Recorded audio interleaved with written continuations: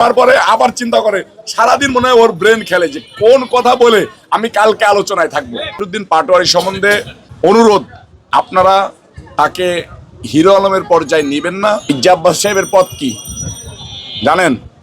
বিএনপির স্ট্যান্ডিং কমিটির মেম্বার। মির্জা আব্বাস এই ঢাকার মেয়র ছিল। মির্জা আব্বাস এই এলাকা থেকে এমপি ছিল, মন্ত্রী ছিল।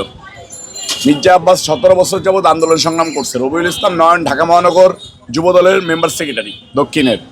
17 বছর যাবৎ আন্দোলন সংগ্রাম করছে, জেল খাটছে, মামলা খাইছে, রিমান্ড খাটছে, গুলি খাইছে, মৃত ভেবে পোস্টমর্টেম করতে নিয়ে গেছে।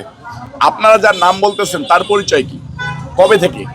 জুলাই আগস্ট আন্দোলনে কি তার কোনো ভিডিও ফুটেজ পেয়েছেন? রাজপথে আমরা যেরকম বাঁশের লাঠি নিয়ে রাজপথ দখল করেছি, আমাদের সাথে থেকে বিভিন্ন পর্যায়ে নেতৃবৃন্দ মৃত্যুবরণ করেছে, আমরা গুলিবিদ্ধ হয়ে মৃত্যুর সাথে পাঞ্জা লড়েছি, তাদের কি পেয়েছেন? পান নাই। জুলাই আগস্ট আন্দোলনে যাদের ভূমিকা সীমিত, তারা যাদের ভূমিকা অনেক বেশি, তাদেরকে নিয়ে কথা বলে আলোচনায় থাকতে চাই। নাসিরুদ্দিন পাটোয়ারি তার চেয়ে ব্যতিক্রম কিছু নয়। সিনেমার ব্যক্তিত্ব, নাটকের ব্যক্তিত্ব হিরো আলম। তিনি বলেছেন, হিরো আলম তো বিভিন্ন জায়গায় এমপি নির্বাচন করেছেন, বগুড়ায় করেছেন, গুলশানে করেছেন।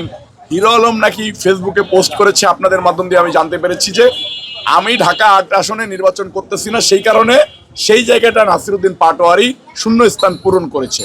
তো যেদিকে হিরো আলম একজন নন পলিটিক্যাল লোক, মিডিয়ার ব্যক্তি, সে তার নিজের সাথে নাসিরুদ্দিন পাটোয়ারিকে তুলনা করেছে। আমি হিরো আলমকে ছোট করে বলতেছি না, সে তার নিজের সাথে নাসিরুদ্দিন পাটোয়ারিকে তুলনা করেছে।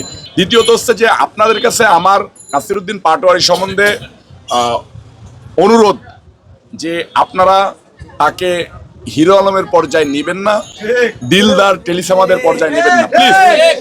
ছেলেটা ঢাকা বিশ্ববিদ্যালয় থেকে লেখাপড়া করছে, ছেলেটাকে মানুষ বিভিন্নভাবে ইউজ করতেছে। তারপরে আবার চিন্তা করে সারাদিন মনে হয় ওর ব্রেন খেলে যে কোন কথা বলে আমি কালকে আলোচনায় থাকবো।